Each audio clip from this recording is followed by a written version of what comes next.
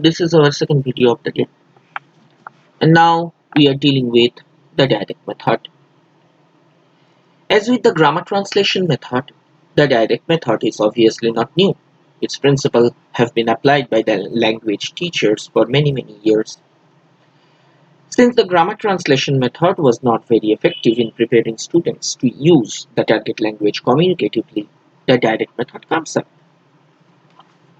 Uh, in the words of Thompson and Watt, I am quoting actually, its main aim, that is the direct method's main aim, is to enable the learner to think in and use foreign language as soon as possible and with the same facility as the natives display. In their books, Teaching of English, they obviously elaborated this concept as, I am again quoting, the teaching of theoretical grammar is not precluded by the direct method, only provided it subserves the main purpose of the method of giving the learner a better and fuller knowledge of the language he is learning so as to enable him to use it more effectively. According to Louis de Glenn, there are three important principles that mark the direct method as a separate method, and these are: number one, the direct association between experience and expression; number two, the inhibition as far as possible of the mother tongue; and number three, the making of the sentence as the unit of expression. Now we are dealing with the principles involved here. As I have already pointed out, in case of direct method, exposing the learners to the target language directly is one of the main principles. Emphasis on oral teaching is important because experience, perceptions, and expressions are tried to be linked through direct use of the target language to narrate experiences and perceptions. The practice apparently stems from a belief that uh, a planned training in speech, that in the actually the target language, naturally leads to a proficiency in other skills like reading and writing.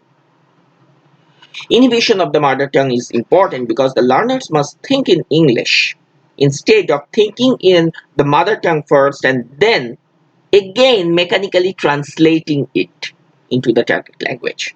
This practice would enhance fluency and appropriacy in the use of target language. With this objective in view, the use of mother tongue is minimized, and in the words of Champion, I'm again quoting, the teachers should aim at the complete exclusion of the mother tongue from the stage of interpretation as well as from the stage of use.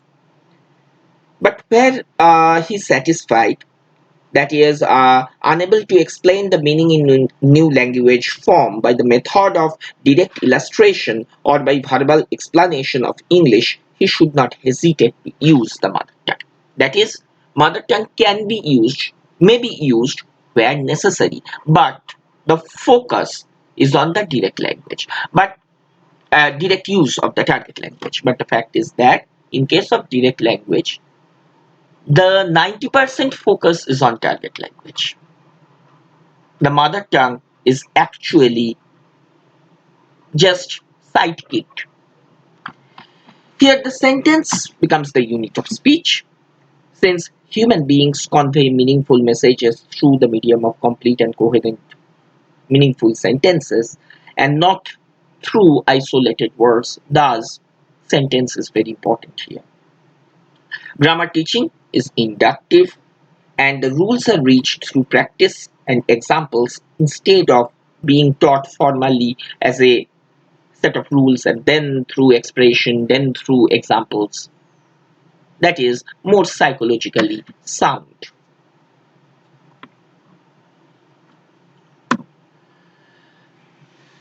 Now, there are certain important points, again, like the GTM, and that is, what are the goal of teachers?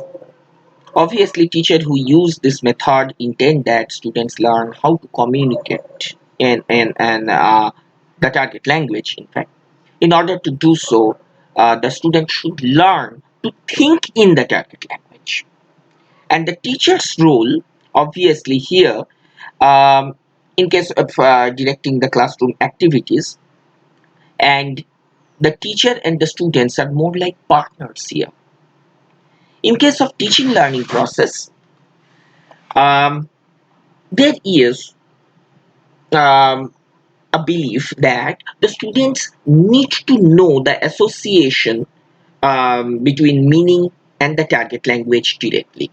They need to associate it directly and fluently. In order to do this, when the teacher introduces a new target language word or phrase, he demonstrates its meaning through the use of pictures, um, pantomime, etc. He never translates it into the student's native language. And students speak in the target language a great deal and communicate as if they were in real situation. It is very, very much important.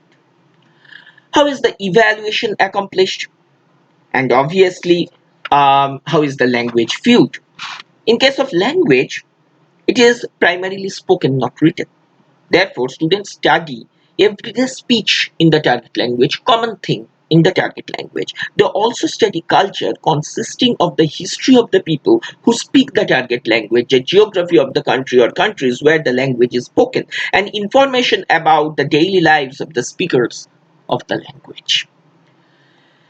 And in case of evaluation, we did not actually see any formal evaluation in the class we observed in case of direct method. But the students are asked to use the language, not to demonstrate the knowledge about the language. They're asked to do so using both the oral and written skill. For example, students might be interviewed orally by the teacher or might be asked to write a paragraph about something they have studied. In case of error, obviously, the teacher employing various techniques, trying to get students to self-correct whenever possible. And thus, there are a lot of things that is the conversation practice. Uh, Using the teacher asks the students using the target language a number of questions which the students have to understand to be able to answer correctly. The getting student to self-correct is another important aspect by asking them to make a choice between what they said and an alternative answer that the teacher is supplying. There are, however, other ways of getting students to self-correct. For example, a teacher might simply repeat what a student has just said using a questioning voice to signal to the student that something was wrong in it. Another possibility is for the teacher to repeat what the student said, stopping just before the error. And again, the student knows that the next word was wrong. Instruction should be in target language, and that is the main purpose of it. So far, as the merits and demerits are concerned, we can say that it encourages, in case of merits, we can say it encourages student activity and therefore very interesting. For these methods, language is primarily speech, and direct method helps to student develop fluent self-expression. It obviously developed the capacity to think in English. A bond between feeling and expression is established here. Pronunciation is altogether possible, is actually a very much focused thing in case of direct method. And obviously it is psychologically rooted. Here is a direct bond between the feeling and word, as we know that. But in case of limitations, we can say it is difficult to implement this method in schools because of the class size, obviously. It requires teachers who are native speakers or native like fluent. That is not always possible. It largely depends on the teacher's skill. So In case of a method which regularly follows, in case of class which regularly follows textbook like thing, and the teachers are not proficient enough, this method is not at all useful. It ignores, obviously, students' knowledge in mother tongue. It does not provide adequate practice in case of grammar. And obviously, another important thing, it may be good in lower classes or for the beginners, but not appropriate sometimes, obviously, in case of higher studies. That is all in case of our direct method. And in our next videos, we will deal with another important approach, or rather to say methods, so far as our syllabus is concerned. Thank you.